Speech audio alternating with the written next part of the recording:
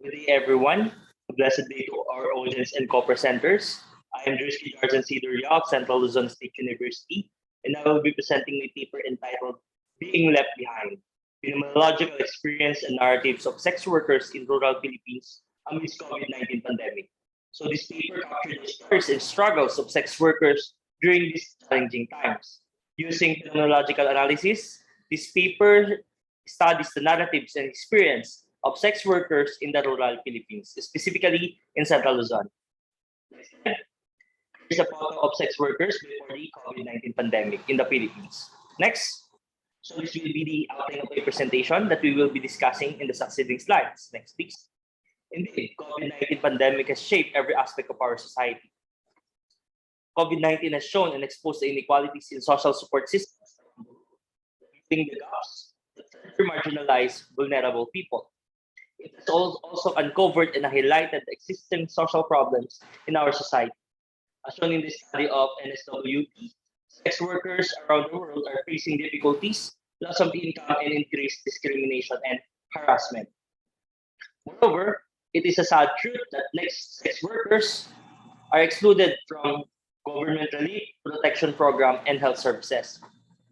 This caused the sex workers as one of the most marginalized groups are being left behind.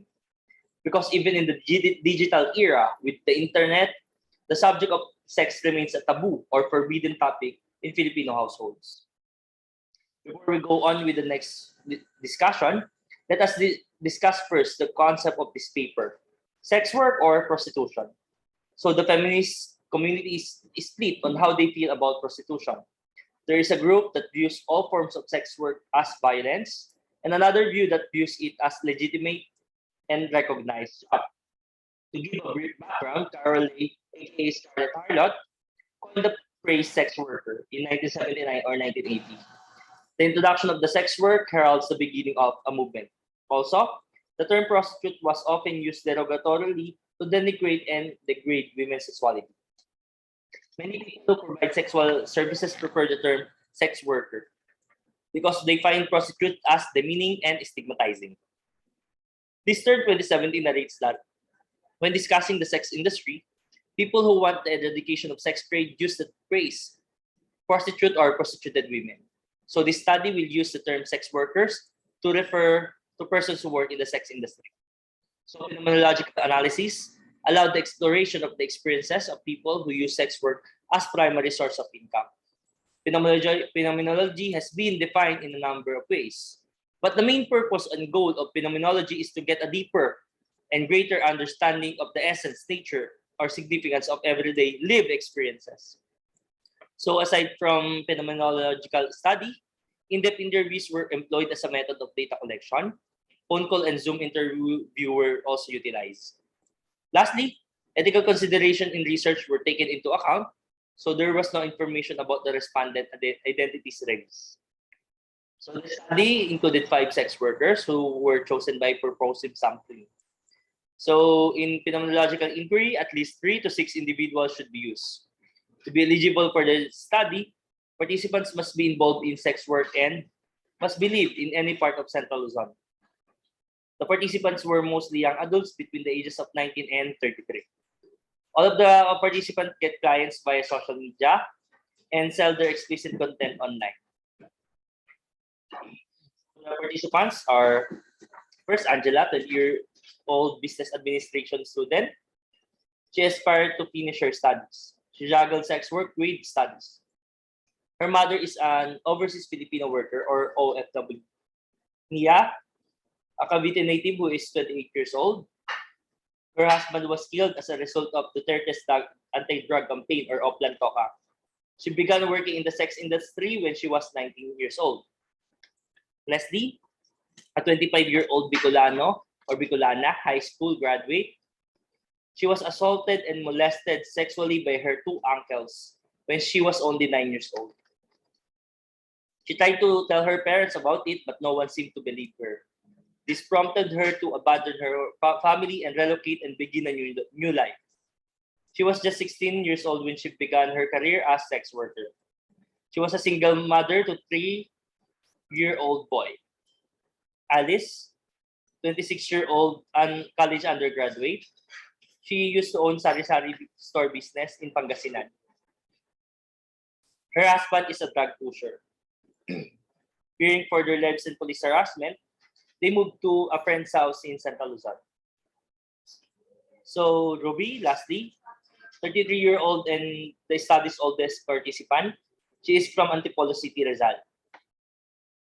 Having been in the industry of sex work since she was 17 years old, she considers herself to be an expert in this line of experience. So her family is aware of her activities. She aborted thrice. She aborted 3 times. So next. Dichotomizing sex work or rising debate among feminists.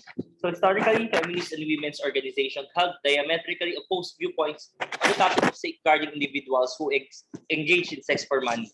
So prostitution, according to one group, is an economic problem. But in another group, view sex work as a legitimate business that serves as an emerging market in any society. But what important is, it is critical to stress that we hear the voices and concerns of sex workers, as not all sex workers are victims who need saving. So voices from below, sex worker lived experiences. So the first one is the economic incapacity.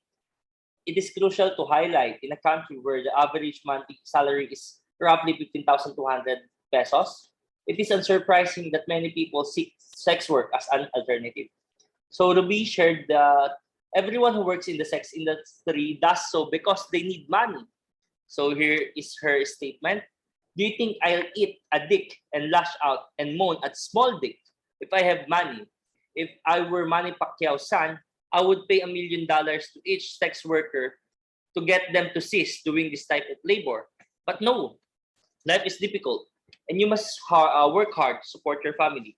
That's why I have had 3 abortions, because I don't want my child to end up in trouble. So next, moreover, Ruby joked that once the pandemic is over and things have returned to normal, she will open her own brothel because that is always in demand. Despite the fact that there was a pandemic, there were still customers. She claimed that we need prostitutes for a better economy because the money is in the pussy. The answer to poverty is in the pussy, and the key to the country's prosperity is in the pussy. Angela shared her story. Many people question why I choose this career path. My mother worked as an OFW. My estimated income per month is around $500 to $1,000. That's why I go to sex work. Next. Now that we have seen the main motivation of the participants why they are doing sex work is because of the economic capacity, let us go on the next theme, internal migration. So, according to Siegel and Swanson, internal migration is a type of people's geographic or spatial mobility characterized by a change in one's usual residence within the country, region, province, or city municipality. So Leslie shared her experience. Since my 2 uncles sexually exploited me, I fled my family.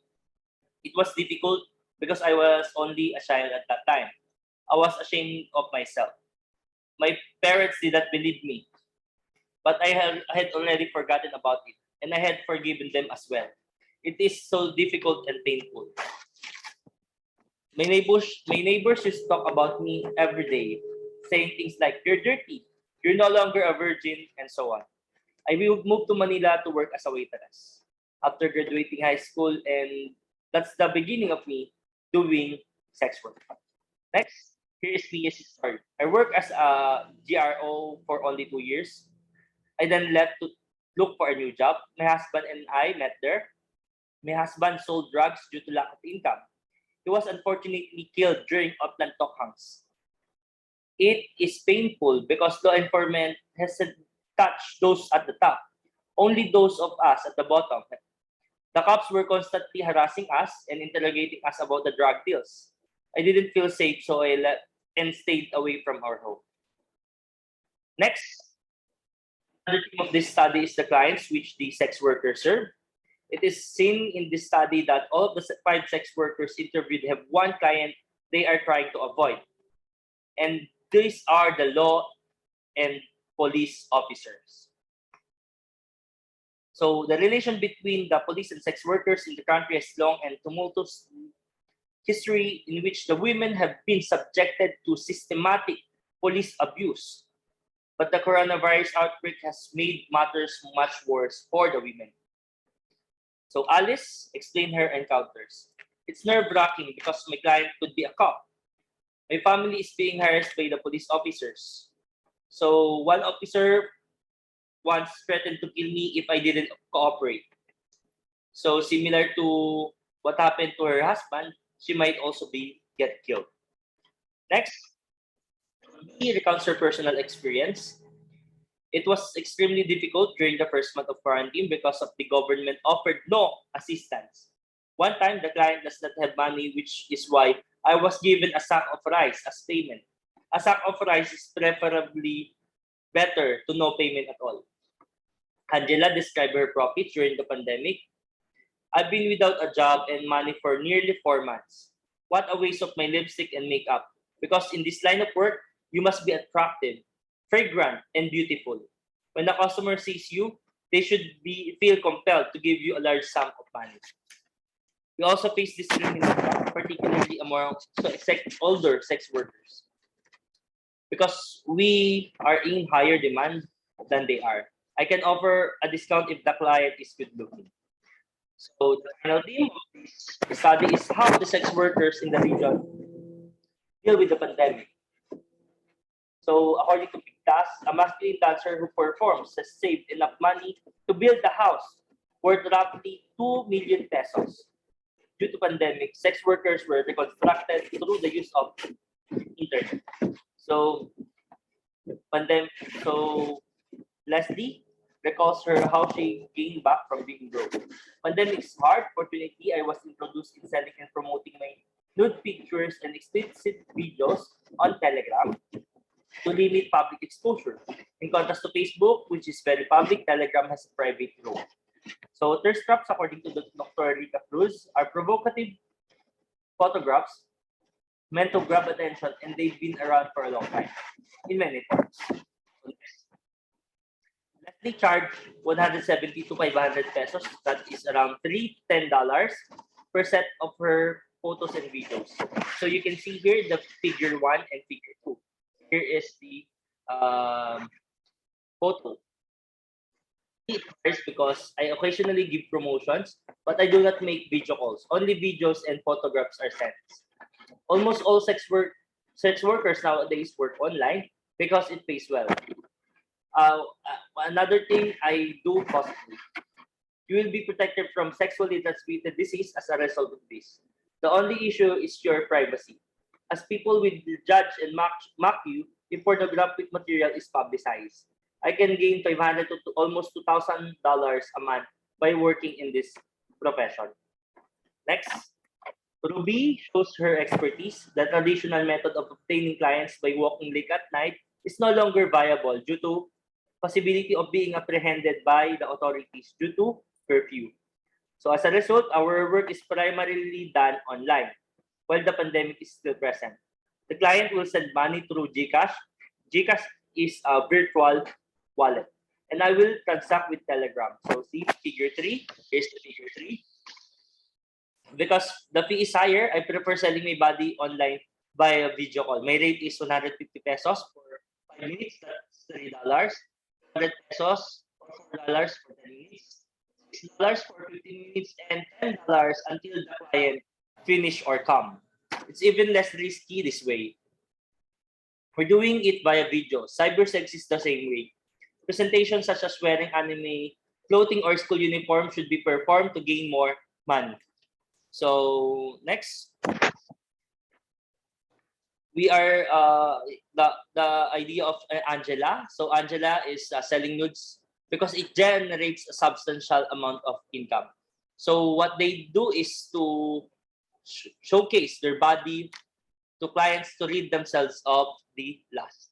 So we are now in the conclusion of the study. So the COVID-19 pandemic not only decimated our nation, but also revealed existing societal imbalances for various organizations and sectors, especially the impoverished and indigenous people. However, other groups in our society have been disregarded or left behind, such as the sex workers. This study looked at how sex workers in rural Philippines dealt with the pandemic. So sex workers' stories of how they got into sex work, hiding from crops, serving different types of clients, and surviving the pandemic were collected. We can learn more about sex workers' struggles in the Philippines by listening to their stories. They devise different strategies of generating money to subsist despite being barred from policy procedures. Sadly, the officers and officers who were supposed to protect sex workers were the ones who perpetuated their oppression. In a conservative society where sex remains taboo, recognizing sex worker rights is still continuing. The majority of sex workers work in neighboring provinces to avoid humiliation and discrimination. Even feminist groups disagree on how to identify sex workers. Next, given the scarcity on documentation and hearing the voices of sex workers, here are the recommendations. Number one, compile more narratives and phenomenological accounts from other sex workers in the region, including members of the LGBTQ community and men sex workers.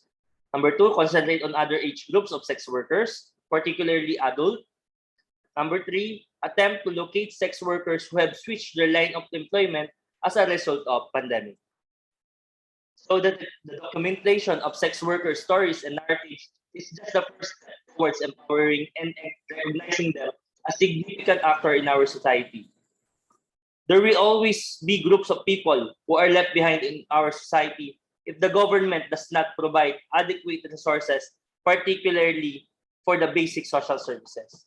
For these reasons, it has turned out that the challenge is now on us. Thank you so much and have a good day. God bless.